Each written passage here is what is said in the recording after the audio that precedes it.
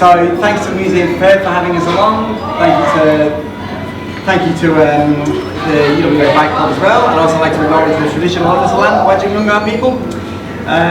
Look, I was supposed to be talking specifically about why local government should be investing in cycling, and to be honest, I decided not to talk about that. So again, sorry to Charlotte, I'm glad she's not here to be here.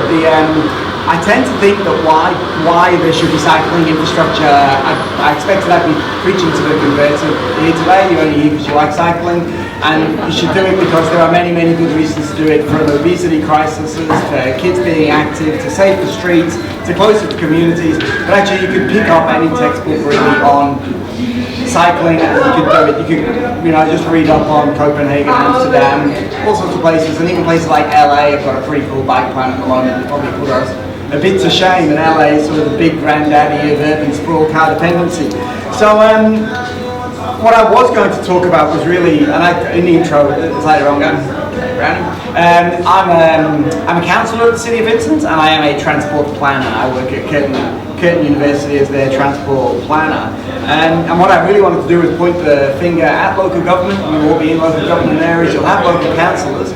It really is a local government position to do an awful lot about cycling in Perth, and there's sort of a tradition of expecting state government and federal government to give us our bicycle facilities. Where are they? We're waiting. Where's the PBS, Perth Bicycle Network? Where's all this stuff? And actually there is a lot of Perth Bicycle Network facilities around, but really the onus is on local governments to make their communities what people want their communities to be. It is our responsibility, your responsibility, and we can make a real difference. Local government communities as well are more and more expecting that local government really step into this kind of role. Local government, the old tradition, roads, rubbish, rates, etc., etc. But people are expecting pop-up food trucks, they're expecting festivals, they're expecting fairly liberal approaches to small bars, they're expecting street trees, they're demanding community, and I think that's a perfectly reasonable thing for them to demand. And I've been a councillor for 6 and a bit years, and I've noted even in that time, the expectation of people is that we deliver them vibrant inner city areas or any local government area in Perth. They don't just want the run of the mill. Some people do, but we can acknowledge those people and move on. So it's going to be pretty short today, because it's actually a pretty simple message, give you guys a chance to chat afterwards. But really there's things that local governments can do and should be doing. The first one is make streets safe for cyclists. Our streets are generally not very safe for cyclists. There's precious little cycling infrastructure. What infrastructure there is quite disconnected. For local government perspective, and I say you can all contact your local governments and ask them to do this. The local governments actually have a very steady, pretty reliable budget. We're not tied into iron ore royalties, we're not tied into all sorts of things. We kind of know how many people live here, here's what our rate base is, here's the income we'll have, how will we spend it. So we just need to prioritise that money to go on to spending for cycling infrastructure. We have what I consider very good condition roads in Perth. You don't very often see, well, in City of Vincent we've had 3 roads collapse in the last 6 months, but it tends to be for other reasons. But we tend to have pretty good roads, not very good infrastructure for people on those roads, and it's just a bit of a flick of the switch to transfer some money across to cycling. So spend money. Slow down traffic is a really important one, I think, from my experience, and actually our community wants us to slow down traffic. There's a co-article with this on the WA Today site today. I acknowledge they've got a little sign here somewhere, WA Today. But it'd be very nice to sponsor and feature a daily article on this city soapbox. But slow down traffic. And if you look at don't read the comments, but you read the comments on articles in newspapers, and you could be led to believe that people don't like cycling infrastructure. But from what I hear, people do like cycling infrastructure and they want us to build this infrastructure. However, there will be a lot of people who don't want you to do it. But one of the reasons is slowing down traffic. And if you slow down your traffic, if all local governments just try, we're running a trial with Main Roads, fingers crossed, to drop some City of Vincent from 50 to 40. Better to do the whole of City of Vincent from 50 to 40, other than the main roads, which main roads will want the higher speed limits on. But really, people spend such a minuscule amount of time of their daily commute driving on a small local road going from 50 to 40 or to 30, you literally make zero difference to your commute getting to work. On my street this morning, my street struggles to move at more than 5 kilometres an hour anyway, unfortunately, due to peak. The next one, I'm saying spend more money. Bike lanes, separated where possible. Bicycle boulevards is a Department of Transport project the City of Vincent is sort of involved in. There's a bit of apprehension on those, but you know, we're not committed to that yet, but these are sort of spends that we should be doing. Intersection priority is an interesting one. That's main roads. Local governments should be lobbying wherever possible main roads to improve intersection priority for cyclists and pedestrians. A lot of time for cyclists and pedestrians. And I'll just talk for a second about the City of Vincent project. We have recently, we put marked bike lanes on Oxford Street running north-south. That connects with off-street facilities on Vincent Street, which then connects to on-road facilities, separated and non-separated, all the way down Boulder Street, soon to be going all the way through to East Perth, in touch, all the way through to East Perth train station. We've put Scarborough Beach Road, really nice, separated. We actually took a lane of traffic out on Scarborough Beach Road and have put in separated bike lanes. Now you can pretty much ride on cycle lanes all the way from not quite the freeway, all the way down to Angove Street. And we're just putting these things in place. And it's been the last 3 years and we just decided to do it. The Mayor, John Carey's been very progressive in pushing this. And so, City of Vincent has flipped that switch and we are spending money and we do get complaints about it, but people like me keep getting voted back in despite the fact that we're spending all this money that people don't want us to spend on cycling facilities. So I'm quite happy to keep on doing it.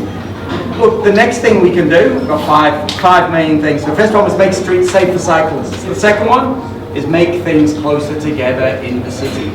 The great cycling cities of the world, there is no surprise that they are denser cities. And when you get on your bike, you don't have to go as far to do whatever it is that you wanted to do. So my friend Dan here, gives away. Dan worked on Directions 2031 for quite a while ago. Let's talk about that. And the thing about in local governments, we say things like, "Oh, what's everyone complaining about? We're delivering our Directions 2031 targets." I say local governments should be aggressively pursuing well in advance of the Directions 2031 targets and should be approving sensible density wherever we get the chance, because the more opportunity someone has to live, I'm lucky enough to live in Leederville. If 10 times as many people lived in Leederville, 10 times as many people would cycle in that area compared to where they would otherwise live, because you just more often than not, it is more convenient to not drive your car.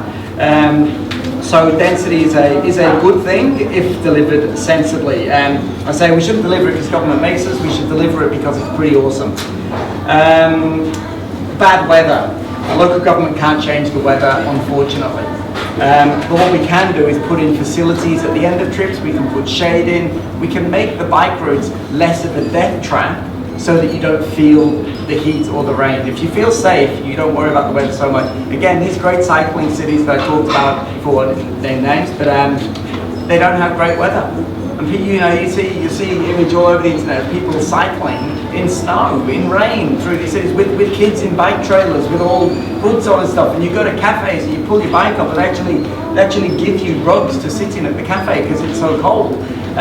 But it's just people don't not cycle because it's bad weather. They may do something other than, but they don't get in their car. So there's, it's sort of, we can't change the weather, but we can make the facilities in place. So besides, and for all we have great weather in Perth, actually, sweating a big I rode in today, 40 degrees and sunny is actually one of the worst weather conditions to cycle in, to be honest. It's quite unmanageable, so that's why we do actually need to pay attention to end-of-trip facilities. I should have brought a hand towel today.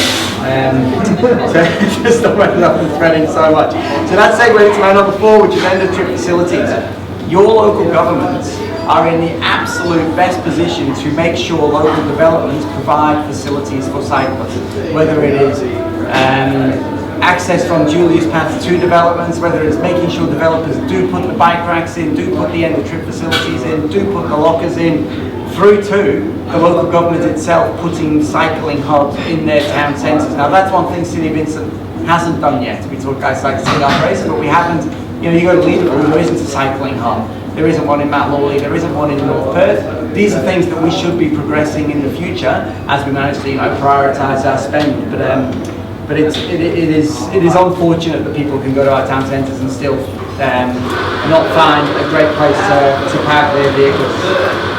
The last thing that local governments can do is change attitudes to cycling. If you read the comments and other things, you will be led to believe that people hate cyclists and people hate cycling. And there are people out there who hate cyclists and hate cycling. But we just acknowledge that opinion and move on beyond what these people are saying. A bit like these are not the droids you're looking for. These are not your target market for converting people to cycling. You do have to sell. Being pro-cycling isn't being anti-car. Or cars. At the moment, I actually drive to work every day, and it breaks my heart, but I do. I drop my kids off at school. My wife's already on shift. I've got no way to get to work without driving, so I do drive. So, but when I do that, I was surprised to discover. That's the first time I've driven to work for about 10 years. I was surprised to discover that it's actually very easy to drive from Leadville to Curtin University at peak hour. And I would be totally lied to by the profits of doom and gloom and congestion on the road. And there is congestion out there. But say it's not about being anti-car, but cars have got it pretty easy. So there's attitudes against what you're doing. Acknowledge that opinion and move on. Sell the benefits. Local governments should sell the benefits. People should be aware of the benefits, but they're simple benefits, and that's why I didn't want to talk about today. It makes us healthier. It makes communities closer together. It reduces carbon dioxide emissions from vehicles. It produces independent kids who are aware of cycling and can get around and cycle. The key is just don't tell me the feds won't fund it, and don't tell me the state government won't fund it. Local governments just need to make the change right now of prioritising bike spend. And I'll go recognise nearly every local government has a bike plan. And nearly all of those bike plans have got a hopelessly long time frame for delivery of the infrastructure within that bike plan, and an awful lot of reliance upon money from someone else. And essentially what I'm saying is that's not an adequate response to cycling, and all of these local governments should just have a look at their bike plans, look at the time frames, reprioritise those time frames and deliver them sooner, because I think my honest opinion is people want this infrastructure to be delivered. And that's it really. It's a simple message that local government is totally in a position to provide cycling infrastructure for cyclists, and it should be doing it. And that's it. Thank you very much. There's plenty of time for questions. Anyone questions? Geraldine, yes? Geraldine runs a Facebook page called Great Cyclists of Vincent, I think it's called. Yes. So. I just want a question about when your first item on making the streets safe for cycling. Yeah. How does that work for local government when it seems that main roads have a say-so over the speeds that are on our local streets? But main roads have say-so of speeds on local streets. Yeah. We want to lower that speed to 30 k's. We have to negotiate that through with main roads. But local governments could take firm positions and tell main roads. If Walga moved at its main meeting that it wanted to drop road speeds to 40 or 30, that would go a long way to encouraging main roads to do it. And to be honest, I mean, I am a transport planner. I've worked with lots of main roads transport planners in my time, and despite their love for massive highways, which is fair enough, you know, I actually think they understand that really. To them, movement on local streets isn't an issue. I mean, I'm not suggesting we'll get 30 k's an hour on Charles Street or Fitzgerald Street or these main arterial, but lower order streets, I actually think it's more that people don't think there's political will to do it.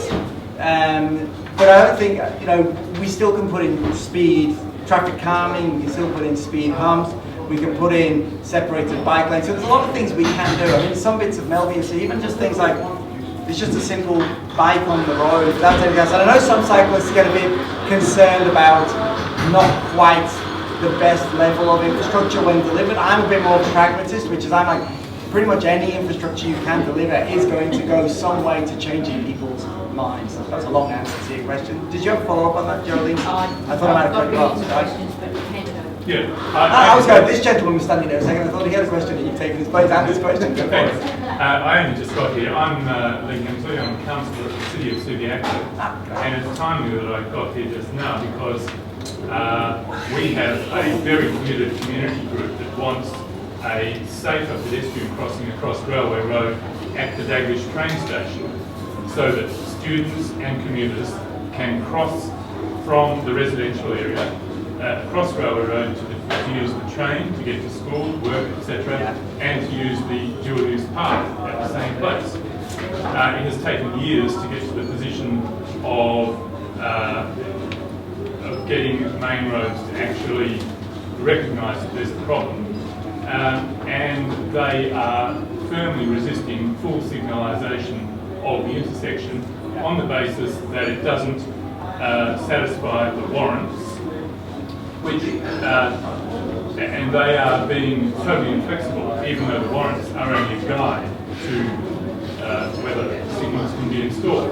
So this would indicate to me that main roads has no sympathy whatsoever with cyclists and pedestrians, because this is a really critical piece of infrastructure which they're just resisting all the way. Look, I can't disagree with that. I wasn't trying to make it sound like main roads were wonderful. They certainly have areas at which they do not think that the sacrosanct nature of a road that is for vehicle traffic should be compromised for people or bikes. That is absolutely true. When you say you've got them to the table of thinking it might be an issue, at least you've got that far, and it's just lobbying. The warrant system is something that you have to dance through. Unfortunately, I know I used to be UWA's transport planner. We managed to get a pedestrian crossing opposite at the south end of the hospital, where there's now a pedestrian crossing as you're walking through there, and that took a lot of me sitting there, counting people, videoing everyone who crossed. Like, it's difficult, but you just have to keep on pushing and pushing and pushing. Well, it shouldn't be that difficult. No, it only means that this sort of thing will only happen in exceptional circumstances where you have talented, committed people in a community who are prepared to take that. This is where local governments need to move motions in favour of it and get things to the Wilder level and get Wilder supporting it, and local members of politics. I mean, we've got Charles Street and Loftus Street. It is a total pain trying to get better facilities in, but we have managed on occasions to get better facilities in. And again, the traffic light priority surrounding our bicycle network with main roads has definitely been the most problematic part of our network. But I think there is a certain way to approach main roads. I'm not saying you're not doing it, but they can try and deliver on things. Gentlemen. Yes, John off the City of Stirling. It's not so much a question, it's more a couple of go for it. answers. We've developed a cycling strategy which the council's adopted that gives us quite a bit more strength, because it says what we want to do, and when we ask for it, we now say it as a strategy that's adopted by council. Whilst main roads aren't very receptive, two elements. Firstly, I think you need to approach warrants in the same way that main roads actually justify why roads remain, and that is you need to build a case. You need to predict the warrant that will be there if you do it, because that's the key. If you've got that crossing facility, cyclists will cross it and it will meet the warrants. But if you don't have it, you won't meet the warrants beforehand.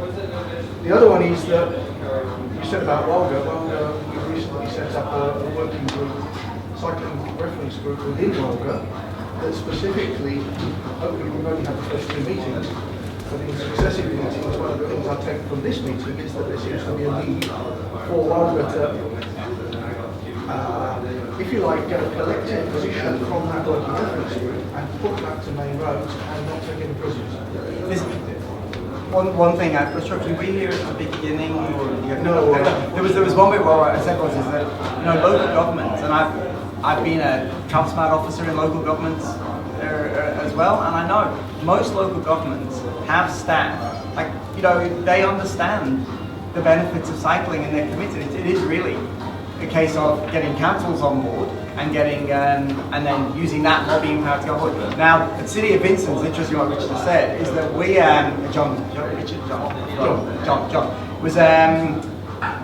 is that Vincent, we have a bicycle network plan, but actually we sort of took the political bull by the horns and we started putting the infrastructure in possibly before we had a coherent overall plan.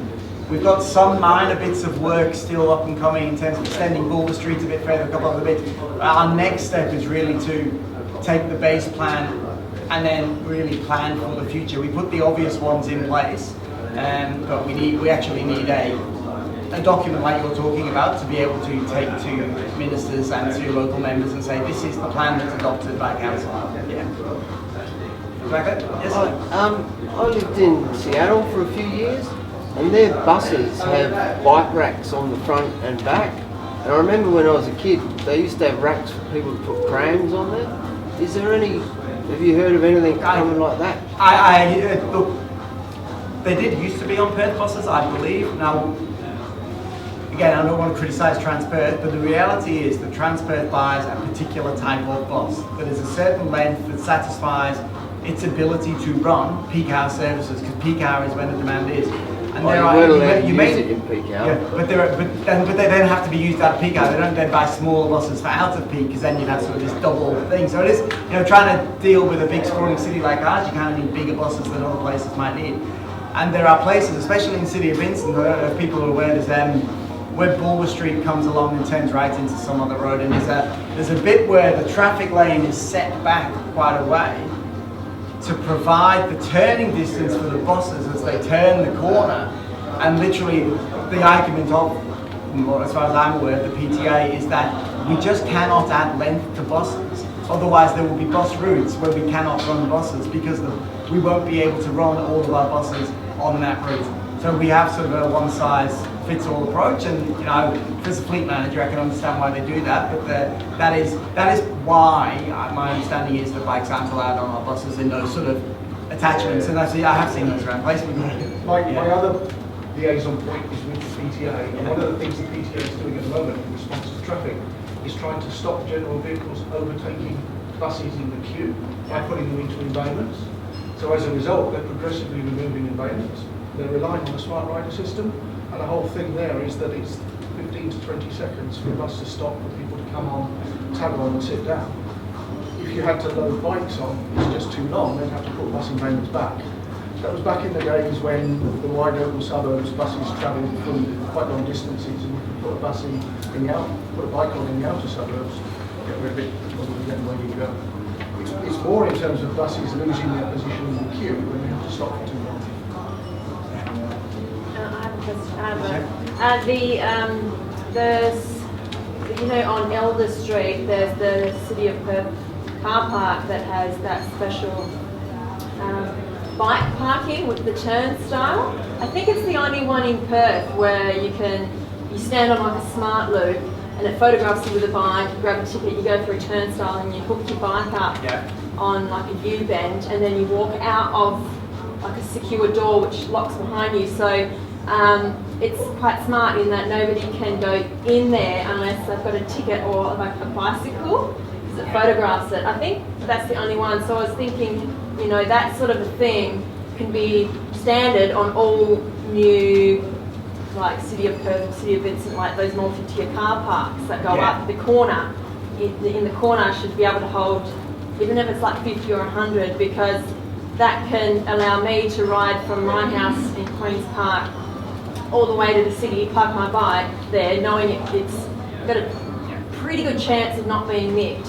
And I can go to a bar and have a drink or something, like one drink, and then I can ride home by midnight, you know what I mean? So Past the bottle shop to get a few do you know what I takeaways. mean? So I know that for that 3 or 4 hours I'm at a restaurant or something, eating in the city, that I can be certain it's not going to get nicked, rather than it being just, chained. So if that could be in like, I know it's hard to retrofit it, but if that one of those could be at the other end of the city, like the East Perth side have that in one of maybe their car parks, have like that. So somebody going like from the east or the southeast can lock it there and proceed into the city for, that's without having to need a taxi or without having to jump on the train. But that's something that the gent who runs this place, Reese, is a City of Perth councillor, so I wish you could see it here. I'm getting one at the other end. Look, absolutely. Secure bicycle facilities, and there are all sorts. If a cyclist, you've already seen on YouTube, onto where the little arm comes out, you put your bike in, and it disappears down into the underground Japanese cavern and slots it into place. So it's amazing technology. Yeah. They're very expensive, and I'm a pretty committed cyclist when I have the opportunity, is as long as I've got a U-rail and a U-bolt lock, I'm very confident my bike isn't going to get stolen. And when I worked at UWA, we used to get a lot of bike theft, and bike thieves would come in and steal your bikes. And I would always ask them if they could detail the lock, not because I was being smart ass for them, but I just wanted to know what was happening. And literally no one ever stole bikes that were locked with de-shackle type locks, because generally whoever's looking to nick one just nicks the one next door to the one with the lock, because it takes them 5 times as long to get through it, even if they had, like, you know, people coming with the mini power tools. Look, security is a real issue. They're expensive, figure out a way to pay for them. I assume City of Perth put that one in as a demonstration. I don't know the stats on how well it gets used, and I'm sure it's a good facility. I go obviously after hours, so I see maybe 4 or 5 bikes in there, but it's still like, it's like just really good. Where I'm at Curtin, we've got 5 bike pods by a company called Penny Farthing from Queensland, who were very popular a few years ago, and they may still be popular, but I remember when they first came on the scene. And that's a pretty cool little, you know, you swipe it and you get in with your student card or your staff card, you lock up, there's lockers in there, and then you swipe your way into a shower cubicle. Now the shower cubicle's terrible, unfortunately, and people hate them. They feel like they're showering in a coffin. And so a lot of people don't like using it. So the kind of facility that sort of works but isn't good enough to mainstream it, it's really good for diehards who will feel that a bad shower is evidence of their commitment to cycling, you know, because like this is what I'm prepared to go through while they whip themselves and wear their Hessian shirts on, sort of thing, you know. But yeah, absolutely, facilities are, you know, there are good examples around. Can you come to the City of Canning and be a councillor there? I would really love it, because we didn't have one for about 5 years. City of Canning aren't bad. I actually, because I work at Curtin University, City of Canning are right now putting a bike plan together. Oh yeah, they've just started consulting on it, and I think it actually sounds pretty good, and we're going to make sure they tie in with Curtin pretty well. I mean, they have a bike.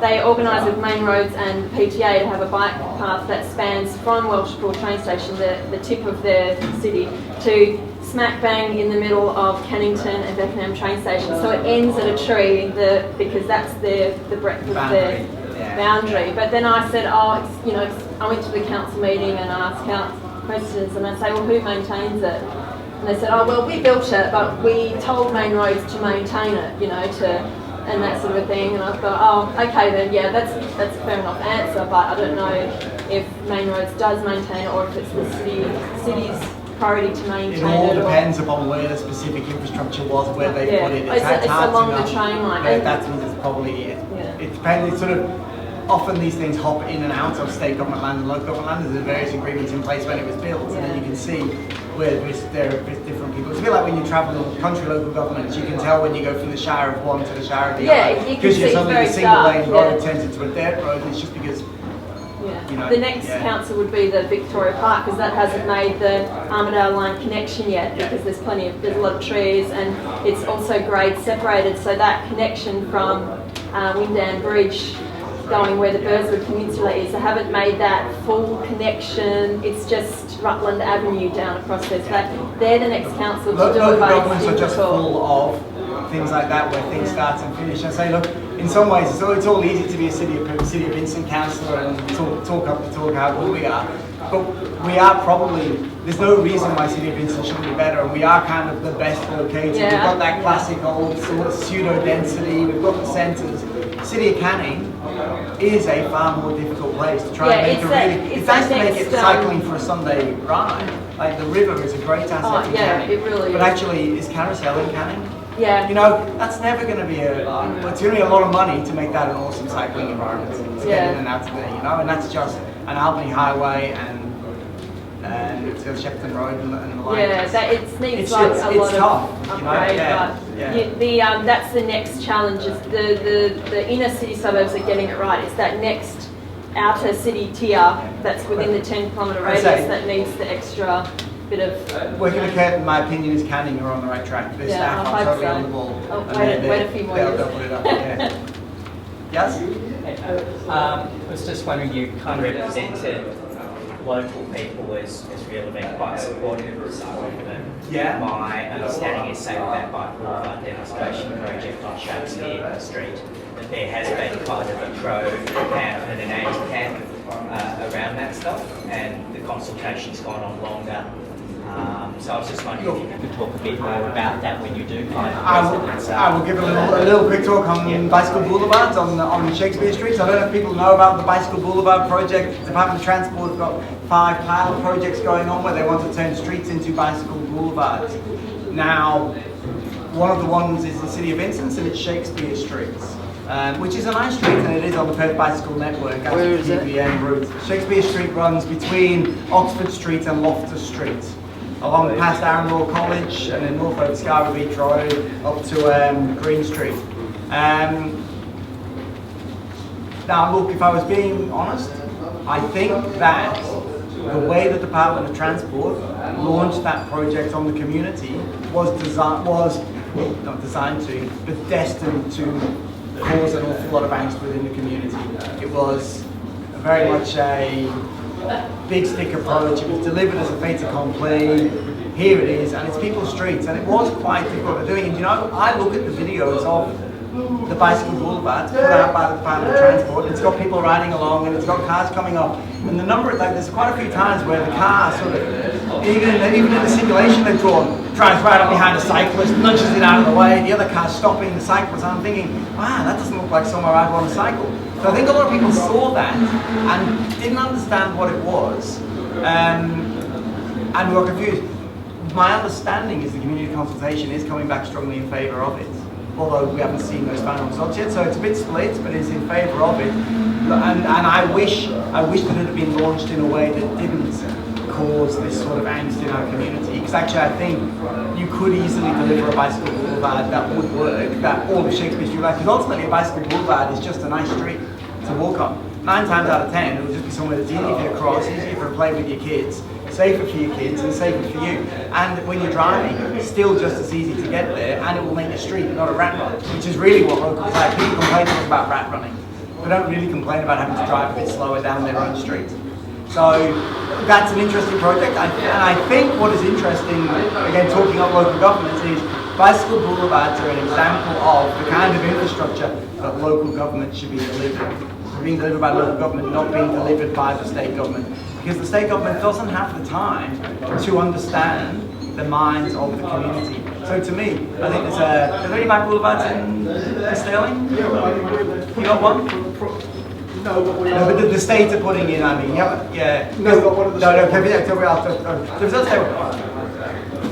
I think that there are 5 bicycle boulevards being delivered, hopefully. And I think that they should all look quite different to each other depending upon the street that it's going on and the needs of that street. The material that went to the community appears to be a very one-size-fits-all approach to their street. And so if you're gonna massively overhaul someone's street, for God's sake, talk to them before you release the press video. I mean, that was very close to being sold as a done deal, and Vincent sort of said, what the heck? You can't do that, and we encourage them to do greater consultation. But unfortunately, the way it got built up, Vincent's actually said we're just going to sit back and wait for the outcome of community consultation before we commit to whether we support it. Because again, it's our street. But who knocks back $500,000 worth of spend on your street by the state government? I mean, it's an amazing commitment from the state to want to deliver this kind of project, and it's a great sign that there's enthusiasm to do things for cyclists. So I don't want to be negative about the Boulevard program, but the delivery is the key, I think. Any closing questions?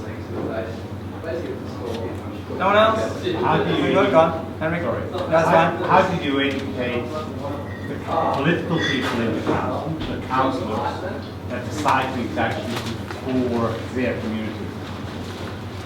I mean, the problem is that actually the council actually determine how you spend your money. You can say, yes, we've got enough money, you just have to shift around. It's actually the council that determines how the money is going to be spent and where the priorities are.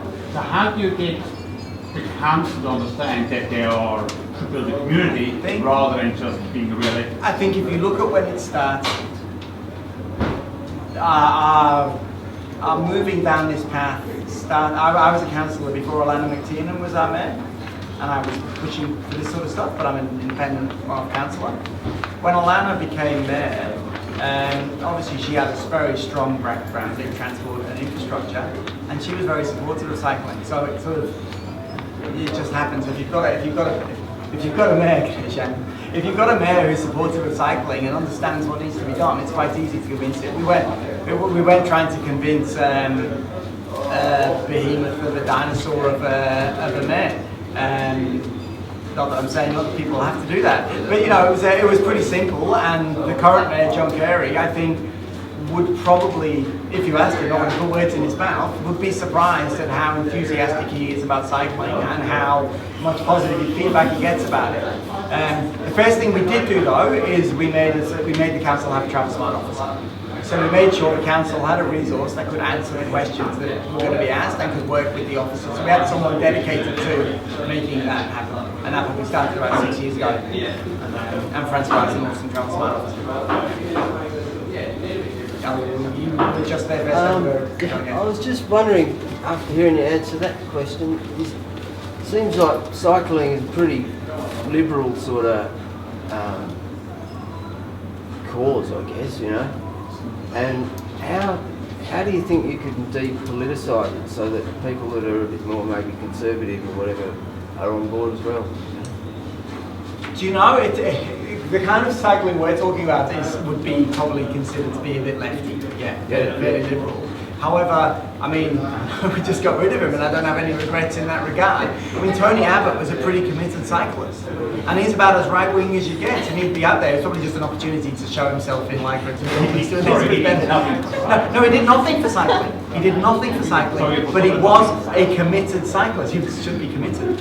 But you know what I mean? So it is... It's not that cycling is the bastion of the left. It is that sometimes delivering community infrastructure can be seen as being from the left. And I think that when people see that the community wants it, it will become a thing of the right as well. And I'd hate to say that out of all the councillors in WA, that only left wing wants to support cycling. I wouldn't. I know that's your observation, but I'm not going to endorse that. It just seems to be a kind of a liberal cause kind of, and I was just wondering if it can be depoliticised. Well, look, we're trying to depoliticise it. I mean, you know, we certainly don't have a political approach to it. Vincent is a fairly lefty council, I guess. You know, if you look back in the history, but certainly, you know, I don't make any. We have a liberal local member of state politics that was quite enthusiastically embraced by the City of Vincent, and who I understand is quite a supporter of what we're doing in terms of cycling. You know, I've never heard a bad word against it. So, yeah, I think it is perceived as that way something in the community, but I actually don't know. And you're just as likely to get a hardcore lefty saying that roads are for cars and cycling's a waste of time. You actually are, you know? Yeah. I think the answer to the question about how do you depoliticise it and how do you persuade councillors, a traditional bike plan tries to do all three stages. Yeah. It looks at policy setting, which really needs a strategy. It looks at management practice, which really needs a development plan. And then it looks at implementation and funding. What we've sought to do is to take the core of that, which is strategy, get council to adopt it. Council has now adopted 55,000 word, 60-odd page strategy that says what they need to do and how they should do it. And they now own it. And they are now defending it. And they are now saying this is our strategy. We're now developing the next stage of the likely development plan, which council will see but has a lighter touch on.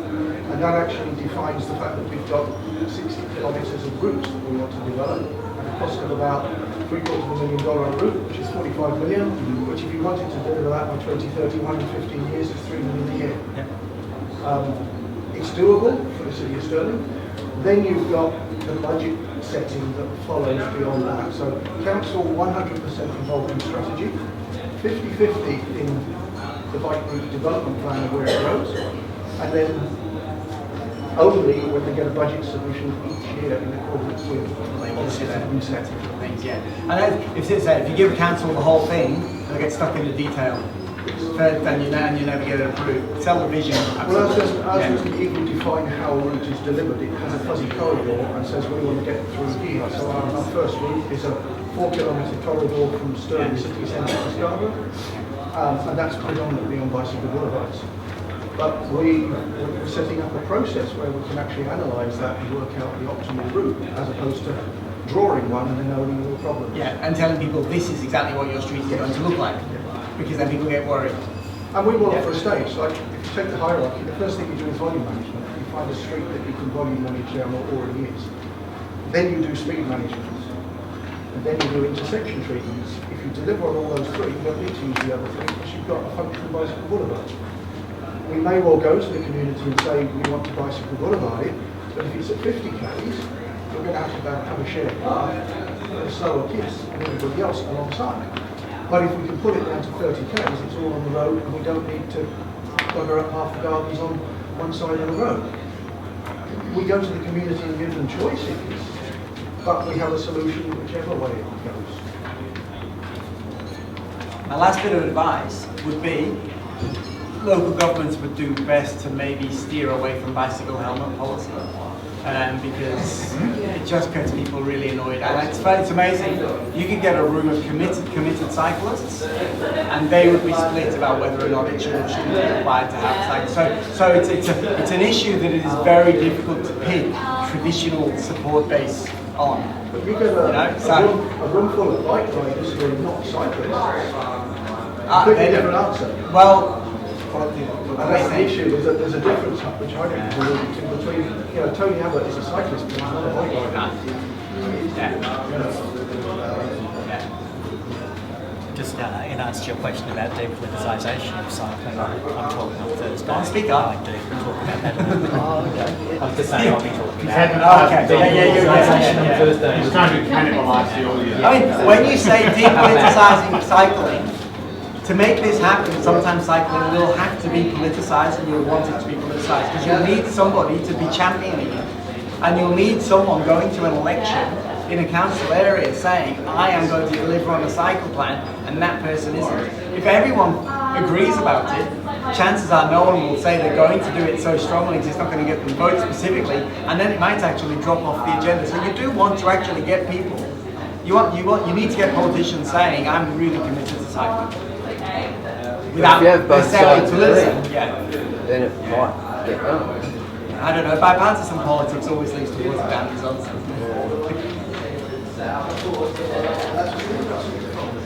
Alright, I think we'll start wrapping up now, everyone. So thank you again to Matt for coming today and giving his presentation. I hope everyone here today can take away something from what Matt said and we can move towards the future and provide cyclists with a better outlook on the future.